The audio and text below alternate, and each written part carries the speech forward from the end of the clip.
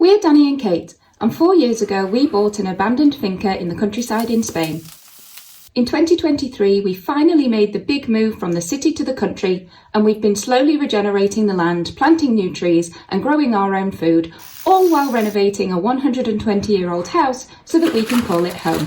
In today's video, we're going to be sharing a few of our goals for 2025 and a little recap of how we did on our goals for 2024 whilst we get on with a few things on the land today. So by the end of this video, you're going to know what to expect from us this year. Our peas have been doing quite well on the land up here in this location where we've got the grapevine growing, and so I'm just going to pick some of them now and take those home to have for dinner. And I thought this was a good opportunity to talk about one of our major goals for this year, which is to grow more of our own veg. It was one of our main ambitions for 2024, and we started everything from plant starts. We didn't do it from seed. We just had way too much going on this year, so we decided to just do everything from plant starts. But we had a relatively successful year. Some things did okay, some things did not so well, but we enjoyed a few things from the garden, which was great. And this year, we just want to continue growing as much as we possibly can by ourselves. So one of the main things that we'll need to do differently this year is think about shade. Some of the things that we grew didn't do quite so well, and it was just because they got sun scorched, basically. And so the things that seemed to do best, especially through the very hot summer months, were the ones that had a little bit of shade from the surrounding trees. So what we'll do this year is think about creating a shade area over the top of the growing space so that when it gets to that really, really hot summer intense sun, we can make sure that the plants don't get too damaged by it, and instead they get the light that they need, but they don't actually get kind of burnt by the heat and intensity of that sun.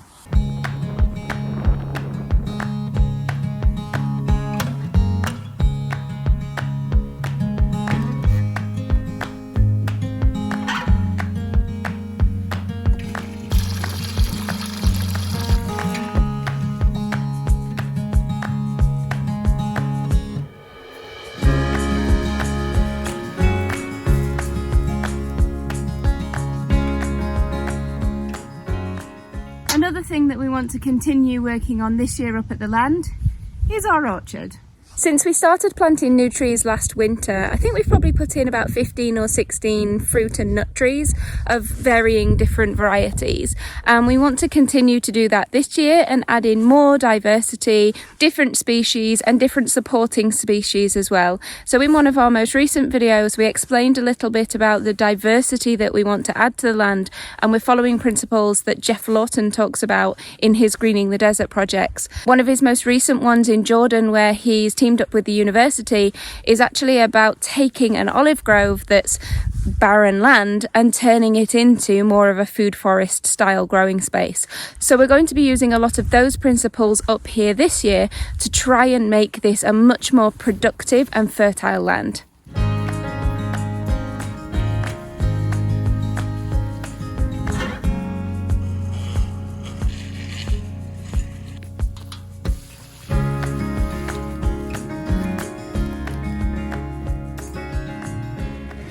This year we'd like to continue adding more irrigation to the land. We irrigated down on the veg beds, and that worked really well for cutting down the amount of time that we were spending actually watering the plants, but we still spend a considerable amount of time watering all the trees.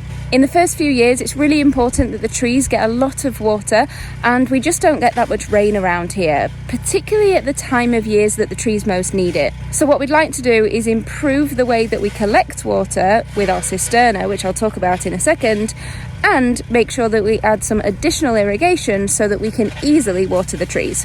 As you may have seen on some of our previous videos, when it rains, it pours. And we have this huge cisterna which collects about 13,000 litres, but that's the full capacity. It has an overflow, which means that when it gets full, the water just pours out and empties out onto the land. And so what we were doing was pumping out some of the water from this cisterna into our IBCs and making sure that they were full and topped up, so that when it did rain we had the biggest capacity possible to try and collect more. So what we'd like to try and do this year is probably better use the water that we collect in this cisterna and add some additional IBCs a little bit higher up the mountain. That means that we can gravity feed from there down irrigation pipes down to where the trees are planted without needing to use constant energy to take it out of the cisterna and directly to the trees. Currently we have 4 IBCs that sit 2 bancals below the cisterna, and that means that we've got plenty of water to feed down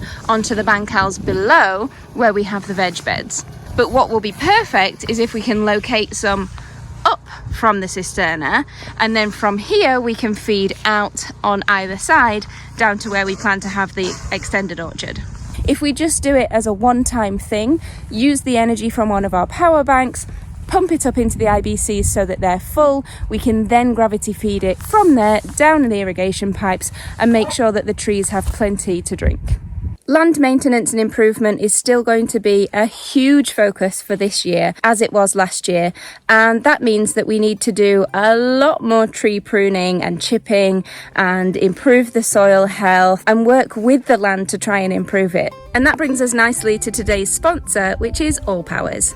ALLPOWERS has kindly sent us the S2000 Pro to help us with all of the work that we need to get done on the land. This portable power station delivers 2000 watts from its AC outlets, and there's a boost mode which reaches 2400 watts, which is great for powering those high power devices. You can get an additional 300 watts from the DC outlets, which means there's a total of 2700 watts from the device itself, which is easily enough to power all sorts of different things all at once. There are 11 ports and sockets in total, meaning that you can plug in pretty much anything. Whether you plan to power an off-grid home, or maybe take this on a camping or fishing trip, or use it to plug in your appliances when your mains goes out, the capacity is easily enough to be able to comfortably power lots of things at once. We've already been using this for a few weeks, both in the house reno and also here on the land, and it's really easy to use, it's light to carry around, and once it's fully charged, it holds its power really well for quite a long time, even when you're using pretty heavy duty power tools. If you're on the lookout for a power station, then ALLPOWERS has some really good affordable options on their website. And if you click the link in our description, then you'll get an exclusive Smith Sale Farm discount on your order as well. That's not only applicable to the S2000 Pro, but across any of the products on their website. We're definitely going to be using this up here for loads of land jobs, including a lot of chipping that we need to get on with. So before I go and get on with that, I just wanted to say a really big thank you to ALLPOWERS for sending us this and helping us to do the work on our land.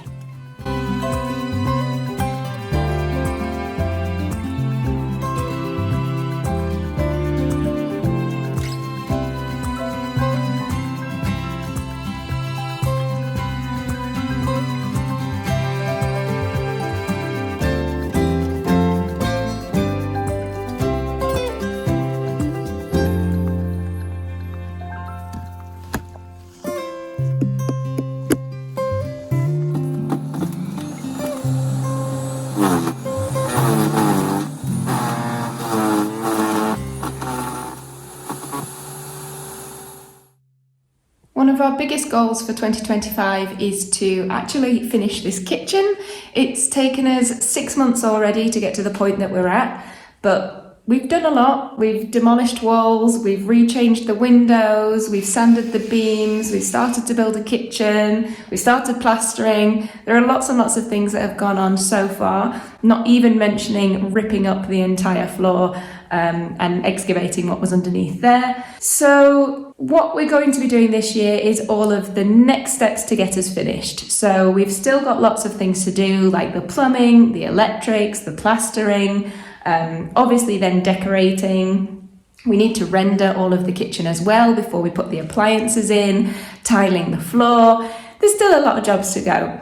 But that's one of the biggest things that we're going to focus on getting done this year so that this part of the house renovation is finished, and then we can think about moving on to other rooms in the house. So if you're interested in watching us finish this project, then that's what's coming up this year, alongside all of the stuff that we'll be doing up at the mountain.